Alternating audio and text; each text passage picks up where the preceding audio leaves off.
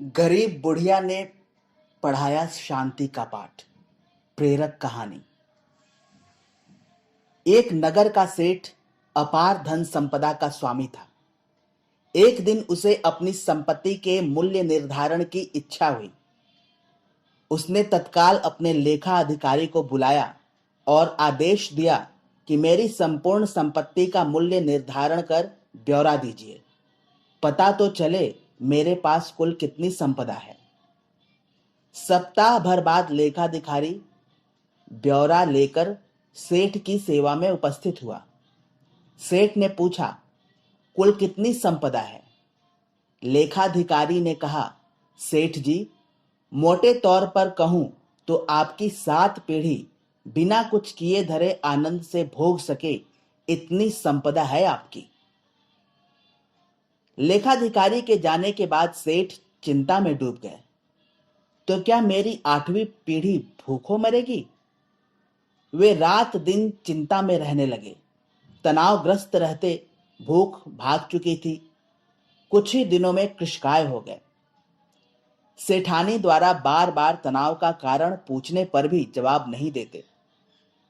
सेठानी से हालत देखी नहीं जा रही थी। उसने मन स्थिरता व शांति के लिए साधु संत के पास सत्संग में जाने को प्रेरित किया। सेठ को भी यह विचार पसंद आया। चलो अच्छा है, संत अवश्य कोई विद्या जानते होंगे जिससे मेरे दुख दूर हो जाएं। सेठ सीधा संत समागम में पहुंचा और एकांत में मिलकर अपनी समस्या का निदान जानना चाहा। सेठ ने कहा, महाराज, मेरे दुख का तो पार नहीं है। मेरी 8वीं पीढ़ी भूखों मर जाएगी। मेरे पास मात्र अपनी 7 पीढ़ी के लिए पर्याप्त हो इतनी ही संपत्ति है।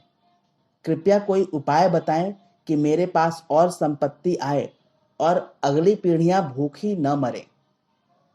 आप जो भी बताएं, मैं अनुष्ठान विधि आदि करने को तैयार हूं। संत ने समस्या समझी और बोले, इसका तो हल बड़ा आसान है। ध्यान से सुनो सेठ। बस्ती के अंतिम छोर पर एक बुढ़िया रहती है, एकदम कंगाल और विपन्न। उसके न कोई कमाने वाला है और न वह कुछ कमा पाने में समर्थ है। उसे मात्र आधा किलो आटा दान दे दो। अगर वह यह दान स्वीकार कर ले तो इतना पुण्य उपार्जित हो जाएगा कि तुम्हारी समस्त मनोकामना पूर्ण हो जाएगी। तुम्हें अवश्य अपना वांछित प्राप्त होगा। सेठ को बड़ा आसान उपाय मिल गया। उसे सब्र कहाँ था।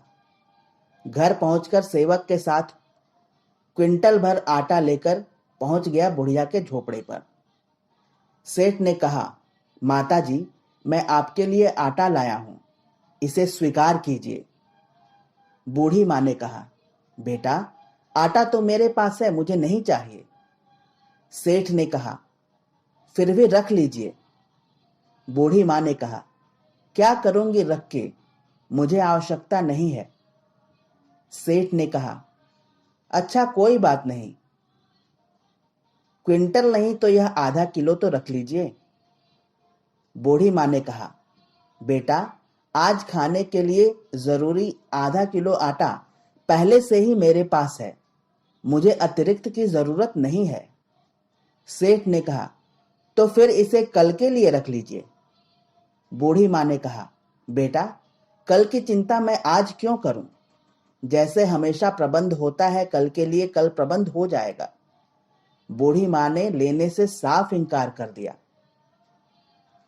सेठ की आंखें खुल चुकी थीं। एक गरीब बुढ़िया कल के भोजन की चिंता नहीं कर रही और मेरे पास अथाह धन सामग्री होते हुए भी मैं 8वीं पीढ़ी की चिंता में घुल रहा हूं। मेरी चिंता का कारण अभाव नहीं, तृष्णा है। वाकई तृष्णा का कोई अंत नहीं है। संग्रहखोरी तो दूषण ही है। संतोष में ही शांति व सुख निहित है। धन्यवाद।